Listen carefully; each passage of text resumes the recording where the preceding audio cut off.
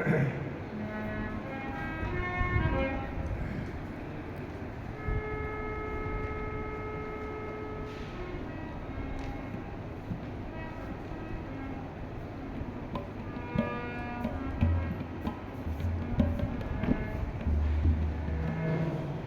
की कथा में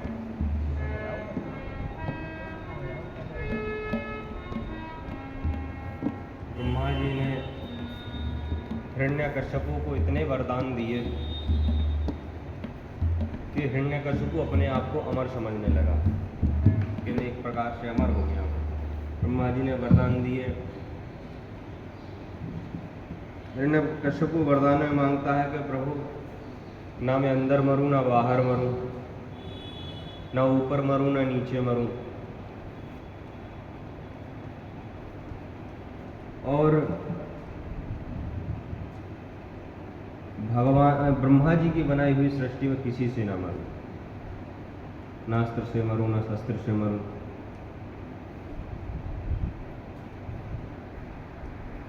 और न किसी मनुष्य से मरूं न जीव से मरूं। इस प्रकार से ब्रह्मा जी ने उसको सारे वरदान दे दिए। ब्रह्मा जी कहते हैं कि हिरण्यकश्यपु, इससे पहले इतने वरदान किसी ने मुझसे मांगे नहीं, इतने वरदान तूने मांगे, परंतु तेरे जैसी तपस्या भी कोई नहीं कर सकता है। तेरे जैसी तपस्या करना भी दुर्लभ है, बहुत कठिन है। तो तेरे जैसी कोई तपस्या भी नहीं कर सकता, इसलिए मैं तुझे आशीर्वाद देता हूँ, तेरे सारे वरदान सफल हो। सारे वरदान ब्रह्मा जी ने दिए। दिग्विजय करने के लिए निकला, अपने आप को अमर समझते हुए, तो मैं आज से अमर हो गया, मुझे कोई नहीं मार सकता। स्वर्ग में जाकर के गए, सभी देवी देवताओं को बंदी बना लिया और बंदी बना करके अपने राज्य में ले आया। महाराज इंद्र से तो झाड़ू लगवाए, वरुण से पानी भरवाए। देवता इससे बड़े परेशान हुए। भगवान से प्रणाम करके बोले प्रभु, इस दुष्ट से हमारी रक्षा करो, इस दुष्ट से हम परेशान हैं, इसका उद्धार करो।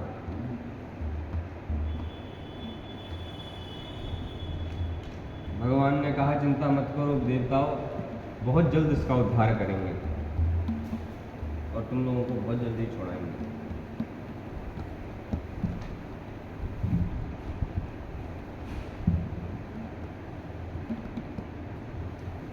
कालांतर में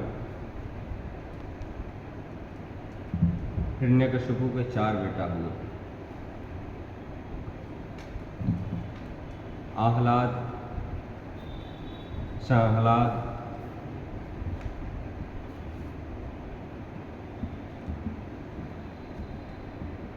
प्रहलाद और संह्लाद, 4 बेटे हुए, जिसमें श्री प्रहलाद जी महाराज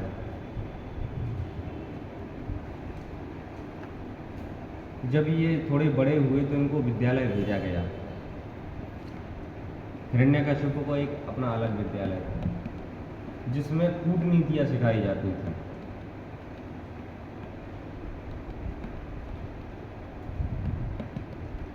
जिसमें हिरण्यकश्यपु की खुद अपनी बनाई हुई नीति थी कि क्या पढ़ाना है और क्या नहीं पढ़ाना है। तो हिरण्यकश्यपु के 4 बेटा आह्लाद, अनुलाद, संह्लाद और प्रहलाद, 4 बेटा पढ़ने के लिए पहुंचे। लेकिन प्रहलाद जी महाराज को एक ग्रह लग गया था, वो था कृष्ण नाम का ग्रह। और ये ग्रह महाराज जी ऐसा है कि एक तो किसी को लगता नहीं है, और अगर लग जाए तो फिर किसी को छोड़ता नहीं। एक तो लगना ही असंभव है। ये कृष्ण रूपी ग्रह इतना खतरनाक है। तो बोले भाई, इसकी पहचान कैसे हो कि ग्रह हमको लग गया है? बोले इसकी यही पहचान है कि जब भी उस ग्रह में ग्रसित व्यक्ति कोई भी कथा श्रवण करेगा भगवान की, तो उस प्रसंगों में कभी तो नाचने लग जाएगा, कभी तो हंसने लग जाएगा और कभी रोने लग जाएगा। बोले ये उसकी पहचान है। कब किस भाव में आ जाए इसका कोई पता नहीं, और जिसको ये होने लग जाए समझ जाना इसको कृष्ण रूपी ग्रह ने घेर लिया।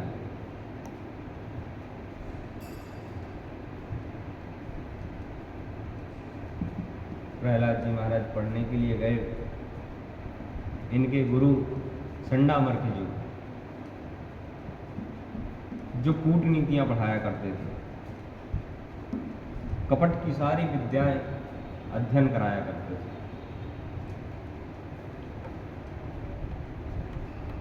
विद्याध्ययन चल रहा था।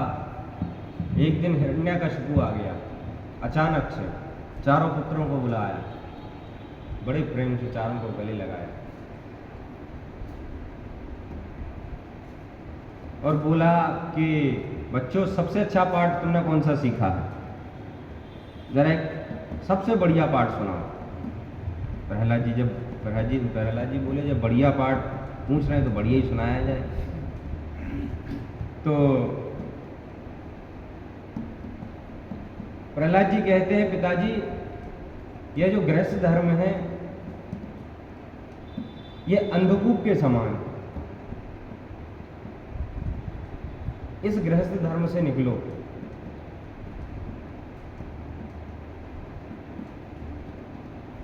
और बुद्धिमानी इसी में है कि समय रहते इस गृहस्थ धर्म से निकल लिया जाए।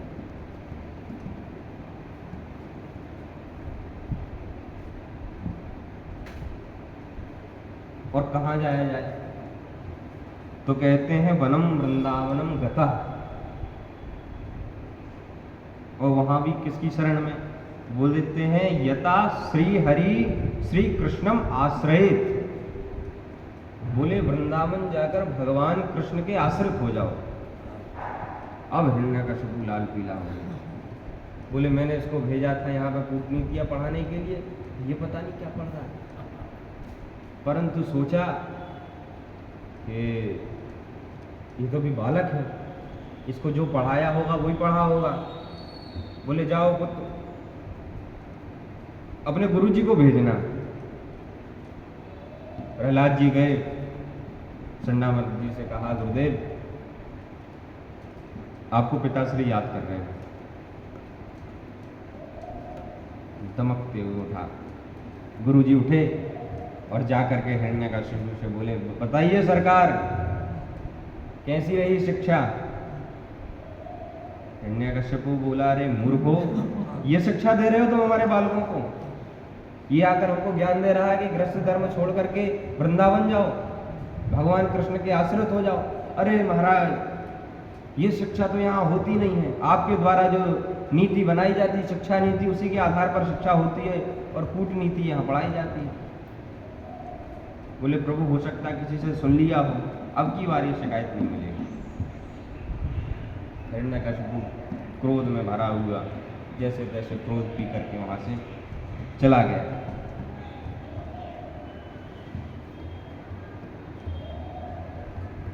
संडामर्क जी कांप रहे थे। चारों पुत्रों के पास आए, बोले प्रहलाद को भेजो। प्रहलाद को बुलाकर कहा प्रहलाद बेटा बताओ तुमको ये पाठ किसने पढ़ाए? तुमने अपने पिताजी से कहा भजन करो, वृंदावन जाओ। प्रहलाद जी महाराज बोले कि महाराज मैंने तो उनके भले के लिए बोला था गुरुदेव, उन्होंने मुझसे कहा था कोई अच्छा सा पाठ सुनाओ, तो अच्छा सा ही पाठ सुना रहा था मैं तो। और मैं तो आपसे भी यही कहता हूँ गुरुदेव कि भगवान कृष्ण के आश्रित जो हो गया उसको जन्म मरण की यात्रा से बिल्कुल मुक्ति मिल जाती है। गुरुदेव ने खूब डांट लगाई प्रहलाद, खूब मार। कालांतर में समय बीतता गया, गुरुदेव ने खूब पाठ पढ़ाया चारों बच्चों को। और एक दिन सभी चारों विद्यार्थियों को हिरण्यकशिपु के पास छोड़ने के लिए आए। प्रहलाद जी की जो माता थी कयाधु, उन्होंने चारों बच्चों को बढ़िया से स्नान आदि करा के उस दिन से निवृत्त होकर के पिताजी के पास भेजा। बोले जाओ पिताजी से भेंट करके आओ। प्रहलाद जी गए, चारों पुत्रों को देख करके प्रसन्न हो गया, परंतु शंका तो प्रहलाद जी में थी। प्रहलाद जी को बुलाया, हृदय से लगाया, बोले बेटा प्रहलाद क्या सीख करके आए, कोई बढ़िया सा नया पाठ सुनाओ। प्रहलाद जी ने गुरुदेव की तरफ इशारा किया, बोले गुरुदेव पिताजी कह रहे हैं बढ़िया सा पाठ सुनाओ, घटिया वाला नहीं, बढ़िया वाला। बोले पिताजी इस बार मैं 9 प्रकार के पाठ सीख करके आया हूं।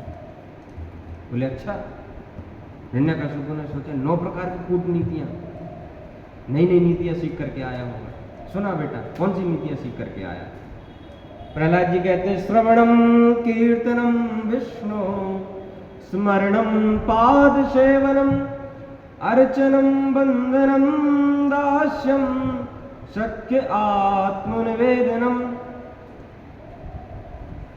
जो ये 9 प्रकार की नवदा भक्ति प्रहलाद जी महाराज ने सुनाई कि हिरण्यकशिपु लाल पीला हो गया, तलवार निकाल के गुरुदेव की गर्दन पर। अरे अधम मूर्खों ब्राह्मणों, तुम ये शिक्षा देते हो।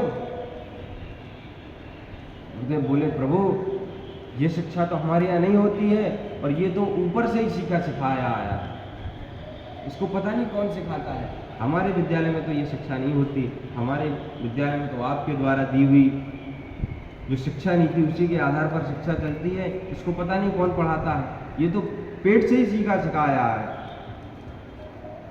प्रहलाद जी मन ही मन मुस्कुरा रहे हैं, बोले बिल्कुल सही कह रहे हो, मैं पेट से ही सीख करके आया। अरे बोले उस दिन जब मैं गया था तो उसने एक प्रकार जब मैंने पूछा था कि कोई एक प्रकार की कोई कूटनीति सुनाओ, तब मुझसे कह रहा था कि वृंदावन जाओ, वहां भजन करो और इस गृहस्थ धर्म को त्यागो, और आज 9 प्रकार की भक्ति सुना रहा है और कह रहा भजन करो, हम भजन करेंगे। गुरुदेव कांपने लगे। गुरुदेव ने कहा बेटा तुमको ये सब किसने सिखाया। प्रहलाद जी बोले कोई गलत बोल रहा हूं।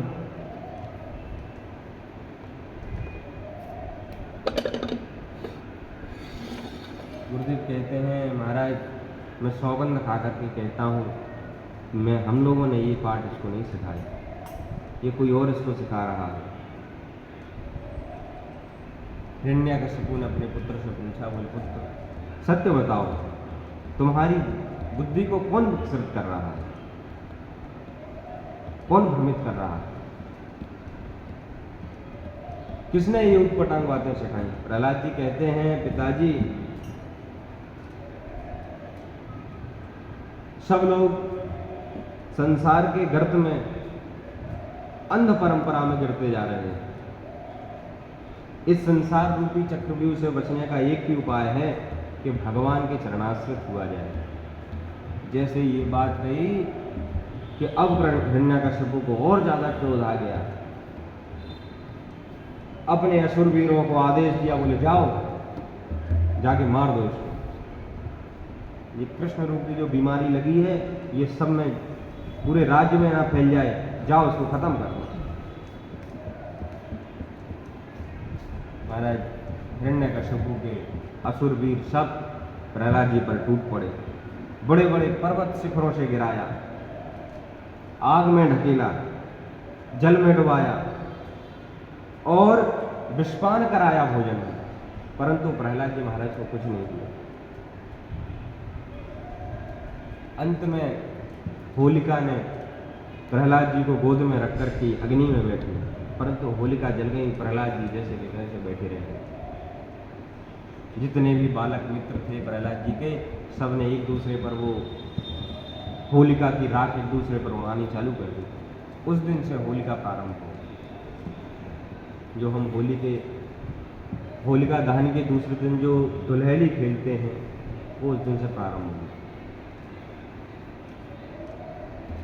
अब क्या करे हिरण्यकश्यप सिर पकड़ कर बैठे। मुझे लगता है कि मेरे बेटे के माध्यम से नारायण ने कोई षड्यंत्र रचा है। इतने में चंडामर्क जी आ गए। बोलते हैं प्रभु आपकी टेढ़ी भ्रकुटी हो जाए तो पूरा त्रैलोक्य कांपता है। आप इतने से बालक से परेशान हो, महाराज जी हमको एक मौका और दो, अब की बार मैं इसको सुधार करके लाऊंगा। बहुत समझाया। चंडामर्क जी एक बार फिर से उसको विद्यालय में ले गए। फिर से विद्या अध्ययन चालू हुआ। एक दिन चंडामर्क जी बाजार चले गए तो प्रहलाद जी ने सारे विद्यार्थियों को बुलाया। बोले आओ तुमको एक नया पाठ सुनाता हूं। प्रहलाद जी कहते हैं उस परमात्मा के बिना जन्म मरण की यात्रा समाप्त नहीं होती।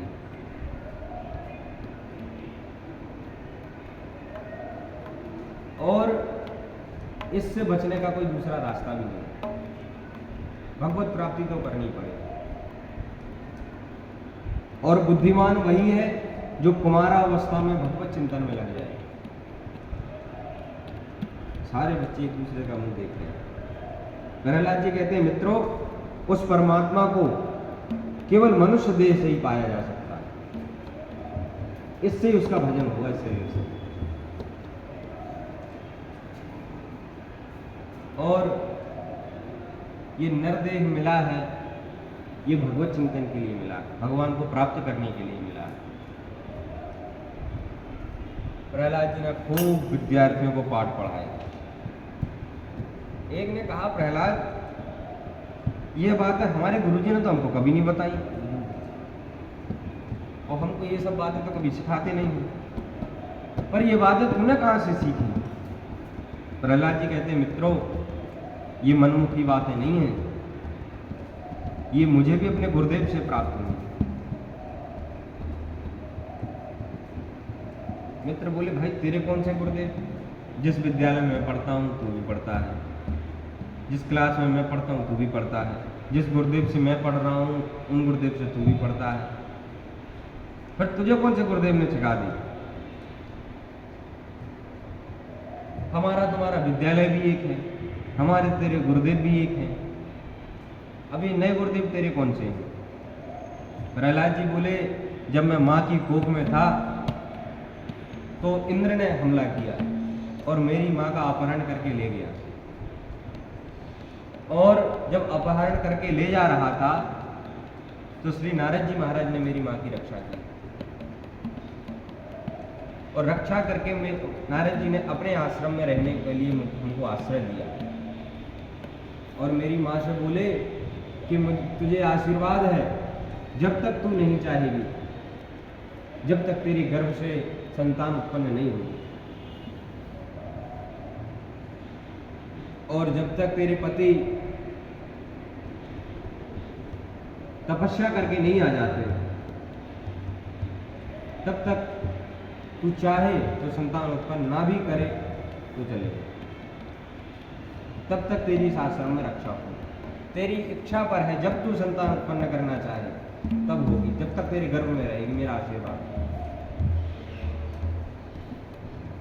तो नारद जी महाराज मेरी माँ को बड़े सुंदर सुंदर उपदेश दिया करते थे और मैं पेट में रह करके ये सब बातें सुनता रहता। मैंने वहीं उनको अपना गुरु मान लिया। नारद जी महाराज के सुंदर सुंदर उपदेश मुझे भागे, उन्हीं ने मुझको ये ज्ञान दिया। विद्यार्थी बोले गजब हो गया प्रहलाद, इसका मतलब हमारे गुरुजी ठीक ही कहते थे कि तू सीखा सिखाया आया है, पहले से तूने जो भी ज्ञान प्राप्त किया सब पेट में ही किया है। हमको अभी तक तो मजाक लगता था, लेकिन अब तो बिल्कुल सही कह रहा है और गुरुजी की बात भी सत्य है।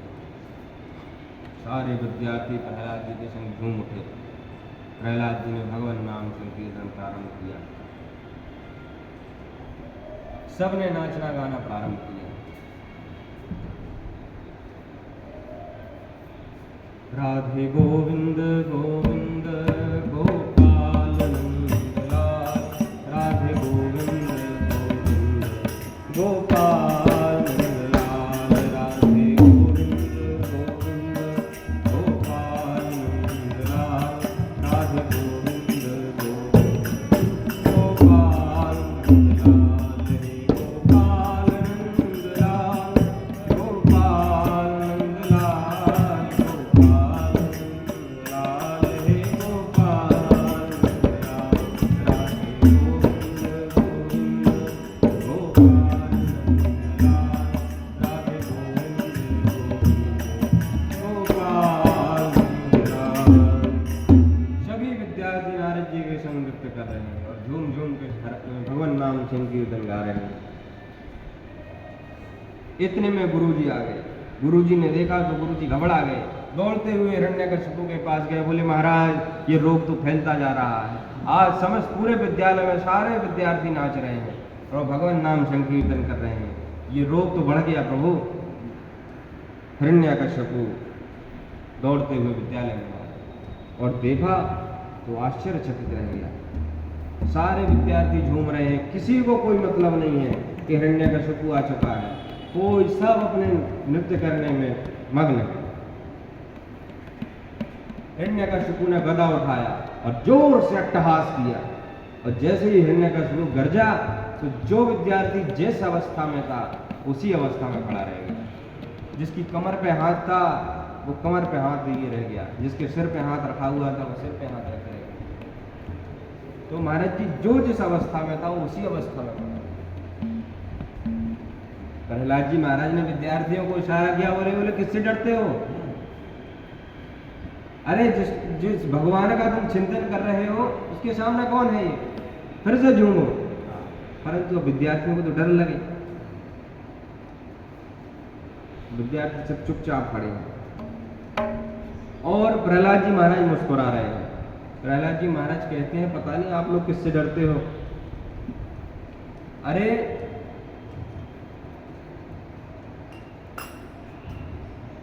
हिरण्यकशिपु कहता अरे कुलभेदी, तुझे आज कोई बचाने नहीं आएगा यहां। तू मुझे किसके बल पर चुनौती दे रहा है? आज देखता हूं तुझको बचाने के लिए कौन आता है।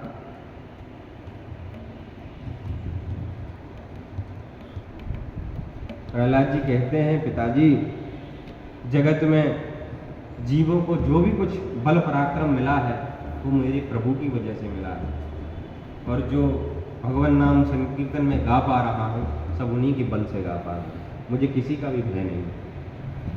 हिरण्यकशिपु चिल्लाकर बोला अरे मूर्ख, तेरा भगवान यदि इतना ही पराक्रमी है, इतना ही बलशाली है तो कहाँ रहता, बोल बता। प्रहलाद जी बोले पिताजी इसमें पूछने की क्या बात है, वो तो कण कण में है, अणु अणु में है, सर्वत्र है, हर व्यापक सर्वत्र समाना, प्रेम तो प्रकट हो ही में जाए।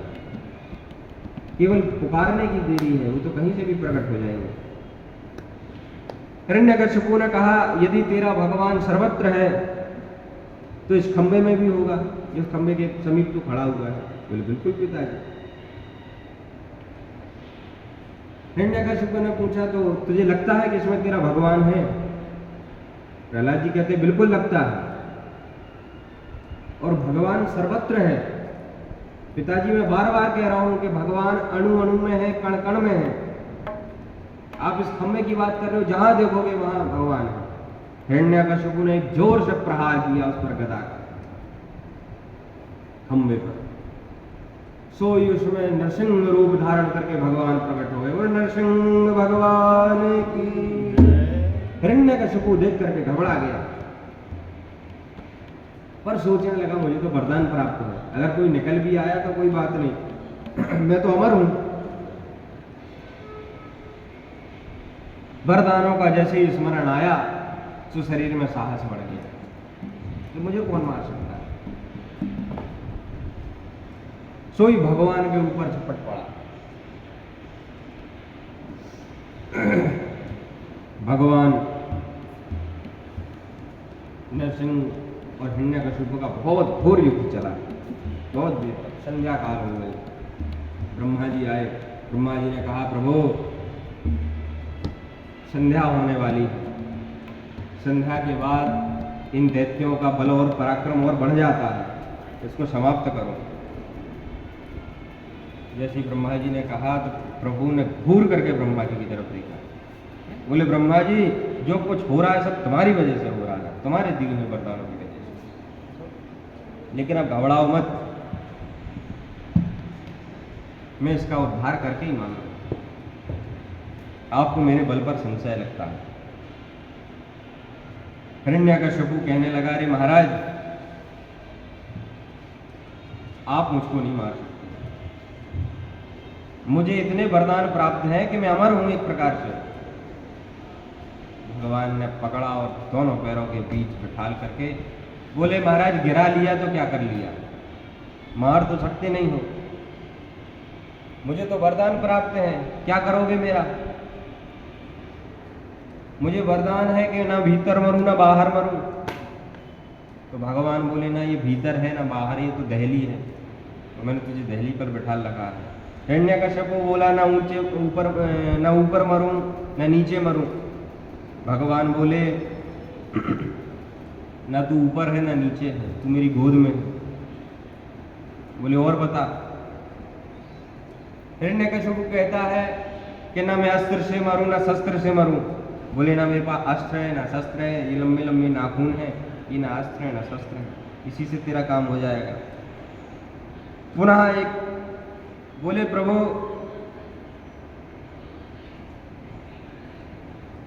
एक वरदान और, मुझे और वरदान प्राप्त है, न दिन में मरूं न रात में मरूं। भगवान बोले, न इस समय दिन है न रात है, इस समय संध्या की वेला है, और बता और कौन से वरदान प्राप्त है? बोले, मुझे एक वरदान और प्राप्त है कि मैं ब्रह्मा की बनाई हुई सृष्टि में किसी से न मरूं। भगवान कहते हैं, ये भी वरदान तेरा विफल गया, मैं ब्रह्मा की बनाई हुई सृष्टि में से नहीं हूं, मैं स्वयं ब्रह्मा को बनाता हूं। भगवान ने सारे वरदान की रक्षा करते हुए, ब्रह्मा जी के दिए हुए सारे वरदान की रक्षा की, और अंत में जब हिरण्यकशिपु चिल्लाया, बोले महाराज एक वरदान और है कि मैं 12 महीने में किसी महीने में ना मरूं। बोले, ये भी वरदान मैं तुझे विफल करता हूं कि 12वां महीना नहीं 13वां महीना तेरे लिए अधिक मास के रूप में बनाया गया। भगवान ने अपने विशाल नाखूनों से उसका हृदय वेदन कर दिया और पेट से आंतें बाहर कर दी। हिरण्यकशिपु तड़पता हुआ भगवान की परम गति को प्राप्त हुआ। अब ब्रह्मा जी स्तुति नहीं कर पा रहे हैं प्रभु को। ब्रह्मा जी स्तुति करना चाहते हैं, सब देवता आए हैं प्रभु की स्तुति करने के लिए, पर इतने भयाक्रांत हैं और भगवान इतने क्रोध में है कि देवता स्तुति नहीं कर पा रहे। जैसे तैसे ब्रह्मा जी सभी देवताओं को खुदाए और स्तुति करनी प्रारंभ की, सो ही भगवान ने जोर से दहाड़ लगाई, सारे देवता और ब्रह्मा जी सब वहां से भागे। बोले, भाई इनके क्रोध को कौन शांत करेगा? भगवान तो बहुत क्रोध में है। लक्ष्मी जी के पास सभी देवी देवता गए, कहा, देवी आप प्रभु के क्रोध को शांत करो।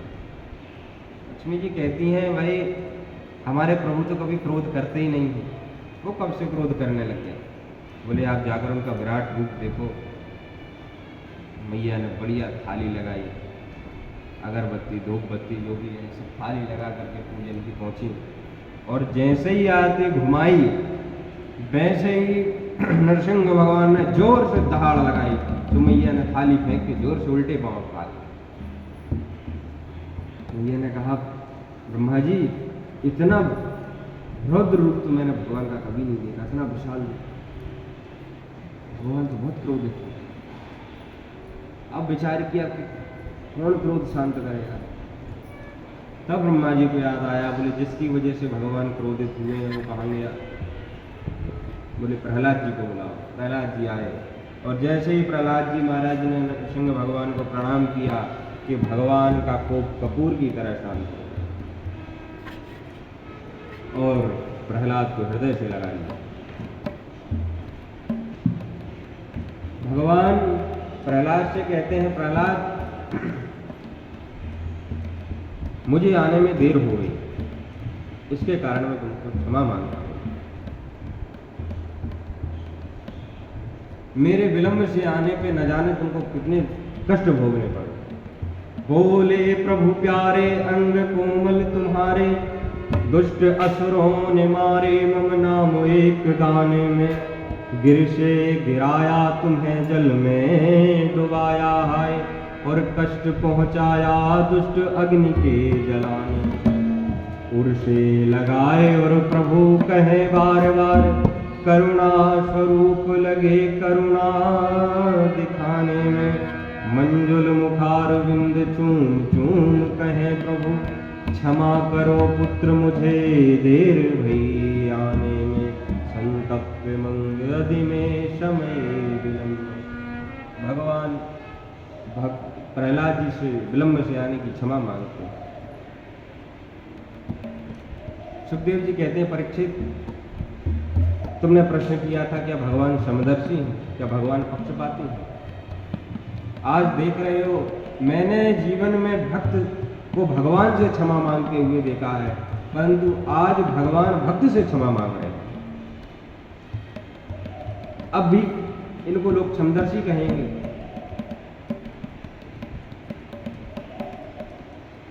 नरसिंह भगवान प्रहलाद जी को पूछते हैं, बोलते हैं, प्रहलाद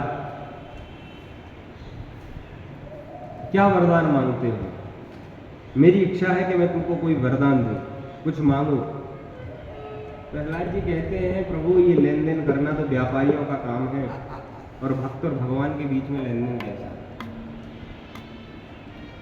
तो ये लेन देन हम आपकी व्यापार नहीं करना है, हमको भक्ति का। तो कहते हैं, भगवान कहते हैं कि मेरी प्रसन्नता के लिए कुछ मांग लो, अगर तुम मांगोगे तो मुझको प्रसन्नता मिलेगी। प्रहलाद जी कहते हैं, महाराज अगर कुछ देना ही चाहो तो एक वरदान दो कि मुझे मेरे जीवन में कुछ मांगने की इच्छा ही प्रकट ना हो कभी, ये वरदान दो।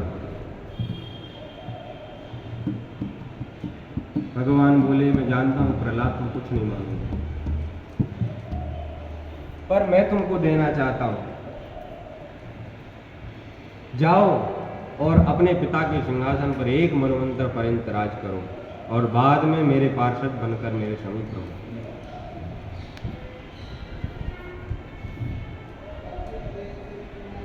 प्रहलाद जी महाराज गदगद हो गए,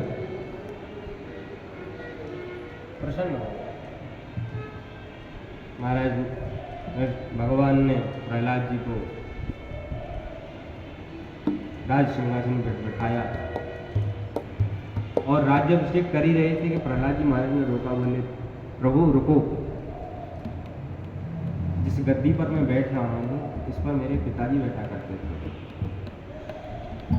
और अगर आप कुछ देना ही चाहें तो मुझे एक वरदान दो कि मेरे पिता की परम गति हो जाए, उनकी अधोगति ना हो।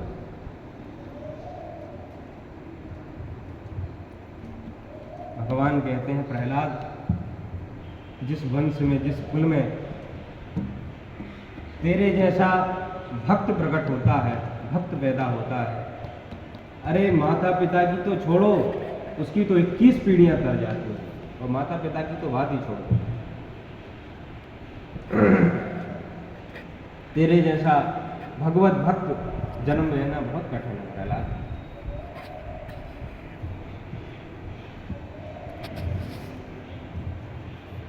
और जिसने मेरे गोद में प्राण त्यागे हों उसकी अधोगति कहाँ हो सकती है? उसकी तो वैसे ही परम गति होनी है। और भगवान ने पहले ही कहा था, भगवान कहते हैं कि तुम मुझसे कैसा भी संबंध रख लो, चाहे दुष्टता कर लो, चाहे वैर कर लो, चाहे भक्ति कर लो, कोई एक संबंध मुझसे बना लो।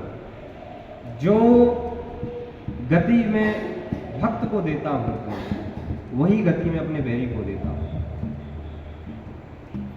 लेकिन वैन की तरह नास्तिक मत बनना, बस कोई ना कोई संबंध मुझसे जोड़ लें। चाहे वो दुष्टता का हो चाहे भक्ति का हो, किसी न किसी रूप में मुझको भज लेना हो।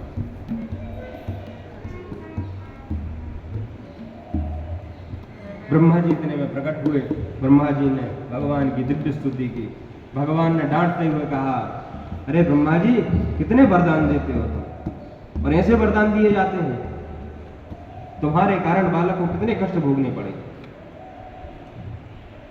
ब्रह्मा जी ने दोनों कान पकड़े, बोले, प्रभु अब खाई सो खाई, आगे खाएं सो राम दुहाई। बोले, प्रभु अब गलती हो गई, आज के बाद कभी ऐसी गलती नहीं होगी। सुखदेव जी महाराज कहते हैं, परीक्षित अब बताओ, भगवान कौन समदर्शी कहेगा, कौन पक्षपाती कहेगा। सुखदेव जी कहते, परीक्षित, युधिष्ठिर के पूछने पर देवर्षि नारद ने इसको विस्तार से बतलाया और वर्ण व्यवस्था को भी बताया। 4 वर्ण होते हैं।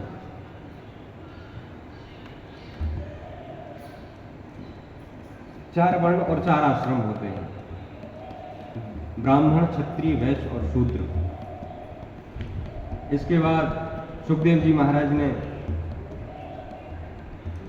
कहते हैं, परीक्षित, इस प्रकार मैंने तुमको दक्ष पुत्रियों के वंशों का अलग अलग करके वर्णन किया और उन्हीं के वंशों में देवता, असुर, मनुष्य आदि संपूर्ण चराचर सृष्टि हुई है। उसके बाद अष्टम स्कंद में प्रवेश करते हैं, जिसमें मनवंतरों का निरूपण किया। उसकी कथा कल श्रवण करेंगे। आज की कथा को यहीं विश्राम देते हैं। राधे कृष्णा कृष्णा कृष्णा राधे राधे, राधे श्याम श्याम, राधे राधे, राधे कृष्णा कृष्णा राधे राधे, राधे श्याम, राधे श्याम श्याम, राधे राधे।